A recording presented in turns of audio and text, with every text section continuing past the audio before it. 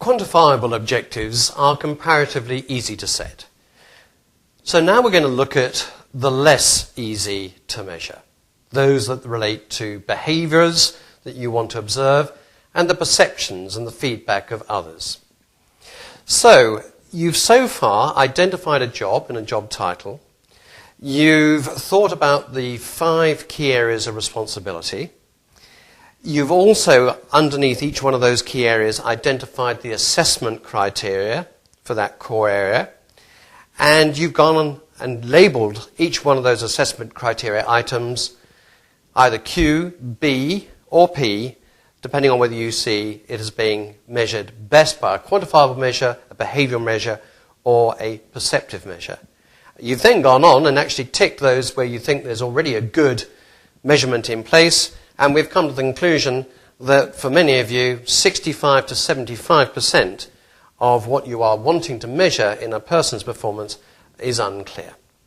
So now I want to volunteer because I want to look at how we actually get hold of one of these behavioural perception measures and write it up as a performance measure. Would anybody like to contribute on that? Duncan, thank you very much. What is the job title that you've been looking at? Application programmer. Application programmer.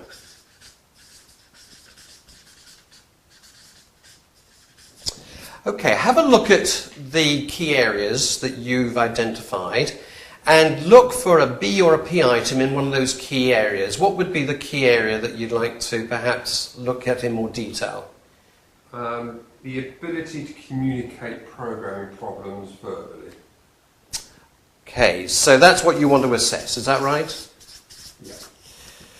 The ability to communicate programming problems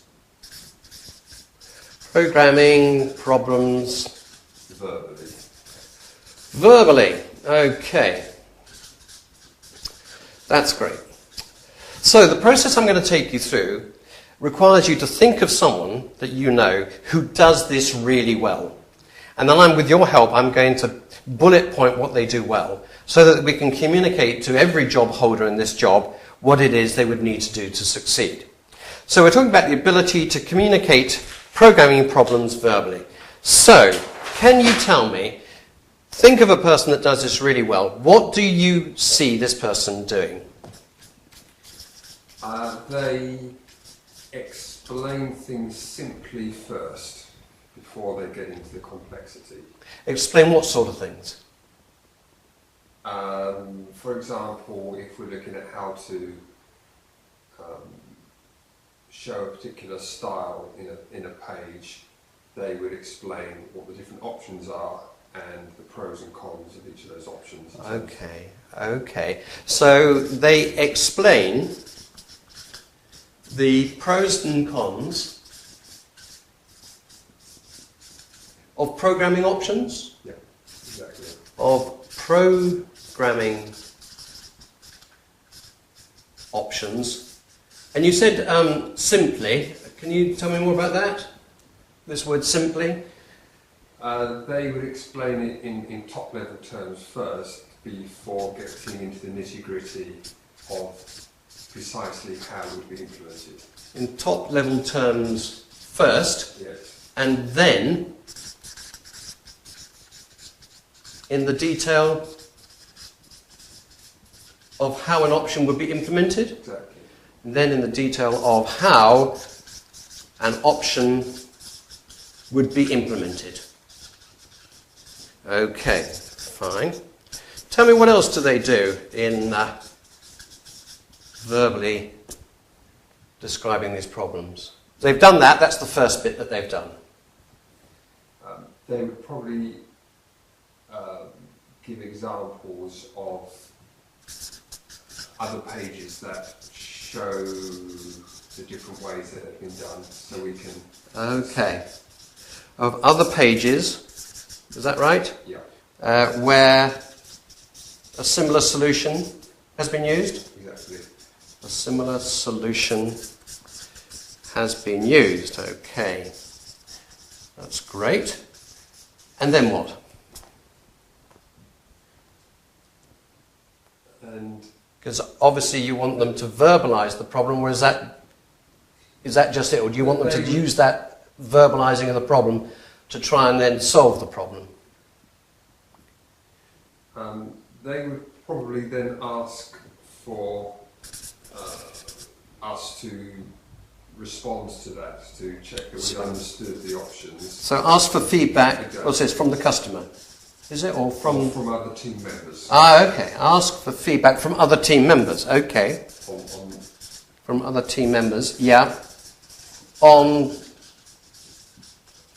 which solution they favoured, and perhaps they had other suggestions. Okay, hang on.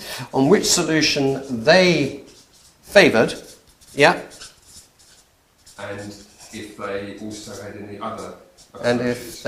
And if they had any other approaches. Any other approaches. Excellent, excellent. Okay. And then, finally what? Agree on the best way forward. Mm-hmm.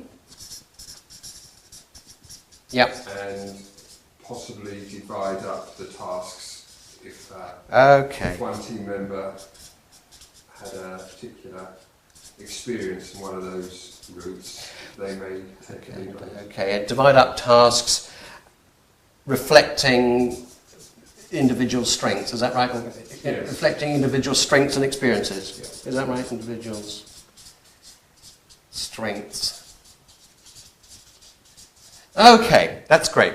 My question to you now is, we've taken this idea, or this challenge, of measuring the ability to communicate programming problems verbally. So that's a pretty subjective area. And what we've tried to do is turn this into a more concrete, tangible description so that you can measure it. So my question to you is this. Could you now measure this person's performance? So, for example, would you see this person explaining the pros and cons of programming options in top-level terms first, and then in the detail of how an option would be implemented? Would you be able to see that and discern it? Be able to observe that, yes. Yeah.